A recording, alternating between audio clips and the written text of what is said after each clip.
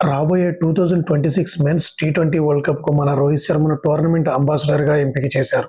ఈ విషయాన్ని ICC chairman జై షా స్వయంగా వరల్డ్ కప్ షెడ్యూల్ రిలీజ్ ఈవెంట్‌లో ప్రకటించారు. ఈ వరల్డ్ కప్ ఫిబ్రవరి 7 నుంచి మార్చి 8 వరకు మన భారత్ మరియు శ్రీలంక వేదికగా జరగనుంది. మన సొంత గడ్డపై జరిగే టోర్నమెంట్‌కు మన లెజెండ్‌ని అంబాసిడర్‌గా నియమించడం మనకు చాలా గర్వకారణం. రోహిత్ శర్మ ట్రాక్ రికార్డ్ చూస్తే ఈ పదవికి ఆయనకు మించిన వారు లేరు. 2007లో ఇండియా గెలిచిన తొలి వరల్డ్ కప్ నుంచి 2024లో కెప్టెన్‌గా కప్పు కొట్టే వరకు జరిగిన మొత్తం 9 ఎడిషన్‌లో రోహిత్ శర్మ ఆడాడు.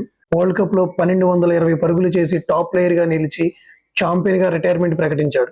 దీనిపై రోహిత్ రియాక్ట్ అవుతూ ఈ టోర్నమెంట్ మళ్ళీ ఇండియాకి రావడం, నేను బ్రాండ్ అంబాసిడర్‌గా కొత్త బాధ్యతలు తీసుకోవడం చాలా సంతోషంగా ఉంది. విదేశీ ప్లేయర్స్ అందరూ మన ఇండియా ఆతిథ్యాన్ని ఎంజాయ్ చేస్తారని కోరుకుంటున్నా అని అన్నారు. సో ఫ్రెండ్స్ 2026 వరల్డ్ కప్‌లో రోహిత్ శర్మ బ్రాండ్ అంబాసిడర్‌గా నియమించడంపై మీ అభిప్రాయం ఏంటి? కింద కామెంట్ సెక్షన్‌లో తెలియజేయండి. మరిన్ని క్రికెట్ అప్డేట్స్